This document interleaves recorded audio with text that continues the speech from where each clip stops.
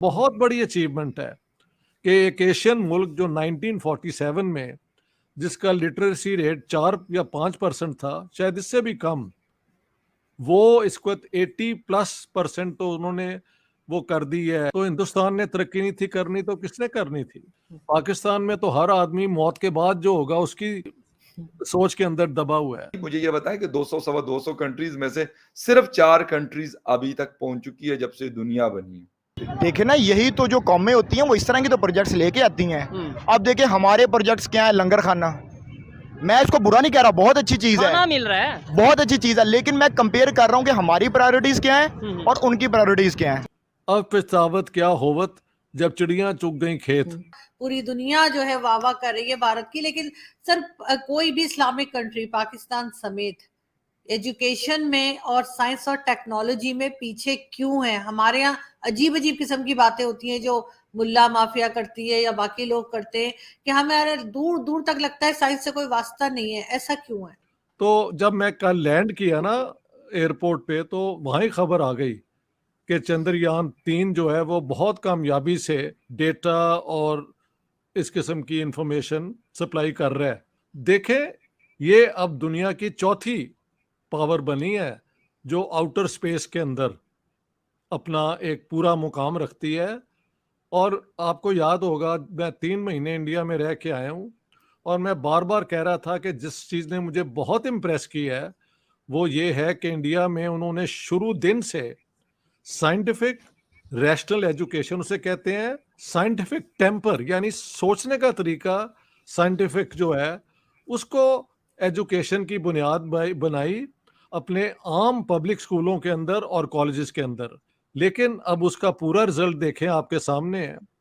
India ने ये सारा कुछ अपने एफर्ट से किया है। और एक और बात बता दूं, ये सारा उन्होंने रिस्क लिया है कि इसको पब्लिक लाइव किया जाए। ये नहीं कि रिकॉर्डिंग पहले हुई और बाद में उन्होंने दुनिया को पेश किया। नो, जैसे जैसे हो रहा था साथ साथ उन्होंने पूरी दुनिया ने देखा है वो सारा टच डाउन जो होता है। तो ये कमाल हो गया है, बहुत बड़ी अचीवमेंट है कि एक एशियन मुल्क जो 1947 में जिसका लिटरेसी रेट 4 या 5% था, शायद इससे भी कम, वो इसको 80+% तो उन्होंने वो कर दी है लिटरेसी।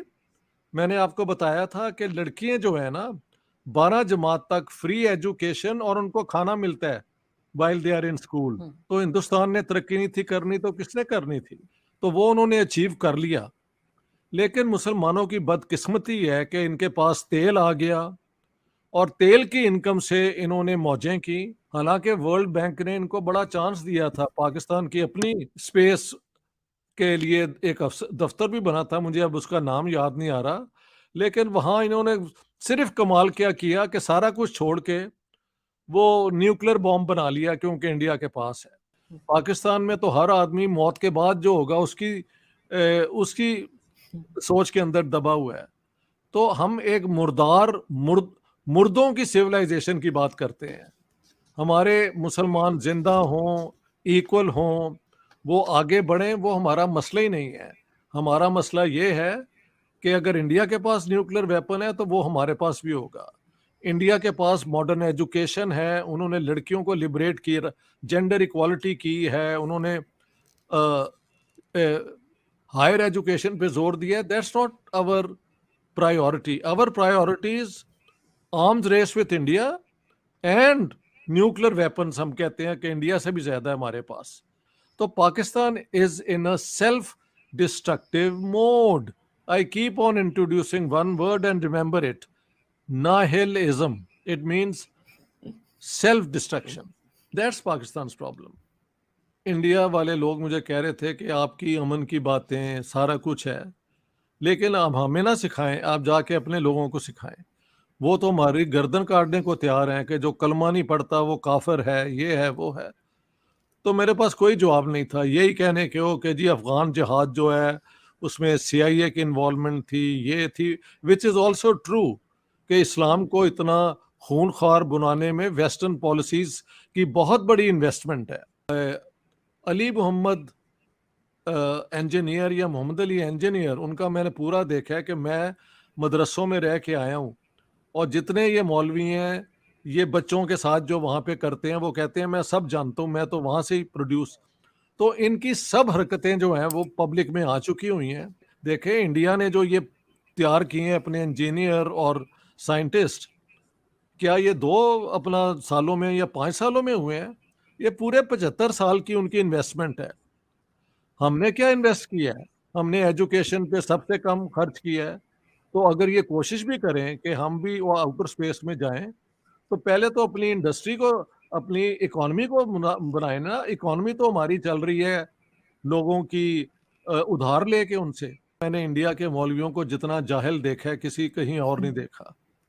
उनको कुछ भी नहीं बात करनी आती। मतलब एक मैं बहस सुन रहा था कि वो कैथरीना कैफ का बाप कहीं मुसलमान था, कि उसके ऊपर प्रोग्राम बनाया हुआ था कि वो जो कपड़े पहनती है ये है वो है, ये जहन्नम में जलेगी। भाई तुम मौलवी हो, तुम कैथरीना कैफ के कहाँ स्टडी करते हो उसके कपड़ों को कि तुम्हारे लिए ये सर दर्द है कि वो जहन्नम में जाएगी? और अपनी बीवियां जो इनकी शादी से होती हैं उन पे इनका दिल नहीं आता, तो ये बाहर जगमग देख देख देख के उससे फ्रस्ट्रेट हो जाते हैं और ये एग्रेसिव हो जाते हैं।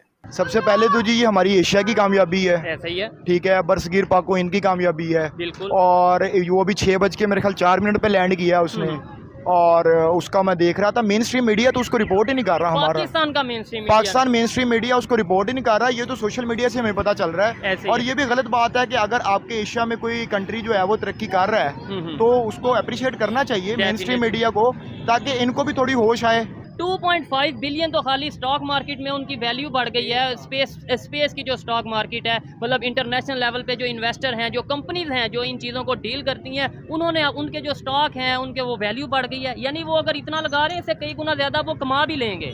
देखिए ना, यही तो जो कौमें होती हैं वो इस तरह की तो प्रोजेक्ट्स लेके आती हैं।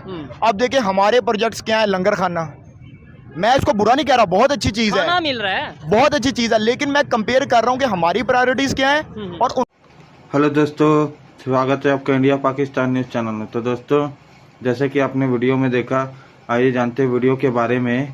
दोस्तों, चंद्रयान 3 चांद के साउथ पोल पर सक्सेसफुली लैंड हो चुका है और इसरो की इस कामयाबी पर इसरो को दुनिया भर में चेयर किया गया और अलग अलग देशों के जो स्पेस एजेंसीज हैं उन्होंने इसरो को धन्यवाद दिया गया। और वहीं दूसरी तरफ यूनाइटेड किंगडम से कुछ जेलसी वाली खबरें आई।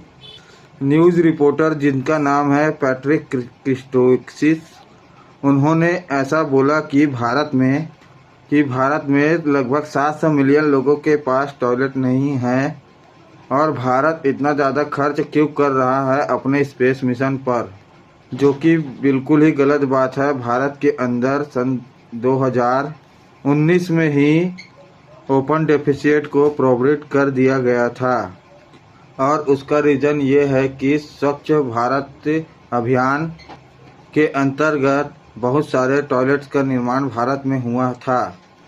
अब भारत में एक भी ऐसा घर नहीं है जिनके पास टॉयलेट्स नहीं हैं, क्योंकि सरकार ने सभी के घरों में टॉयलेट्स बनाकर दिए गए हैं।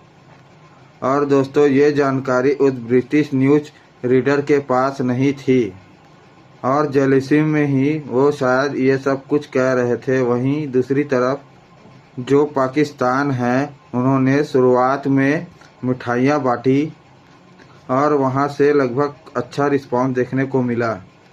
पाकिस्तान के पूर्व science and technology minister Fawad Chaudhry ने भारत को चंद्रयान 2 मिशन के टाइम ट्रोल किया गया था। उन्होंने इस बार भारत के लिए अच्छा ट्वीट करके भारत को कांग्रेट्स किया।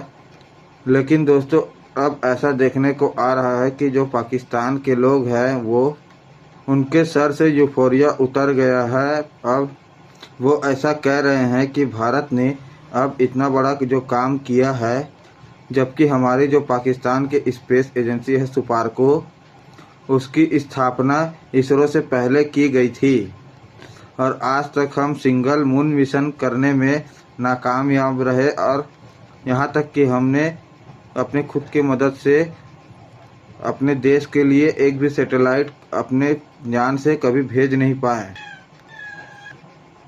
इसका रीज़न ये है कि जिस देश की इकोनॉमी बड़ी होती है उस देश को ऐसे प्रोग्राम करने में बहुत सारी सहूलियतें होती है, क्योंकि ऐसे प्रोग्रामों में बहुत सारा बजट पैसा लगता है, मिलियंस ऑफ और बिलियंस ऑफ डॉलर लगते हैं। इसी वजह से पाकिस्तान के लोगों के मुंह से ऐसा सुना जा रहा है। तो दोस्तों, अगर आपको ऐसी वीडियो देखना पसंद है तो हमारे चैनल को सब्सक्राइब करें तथा वीडियो को लाइक करें।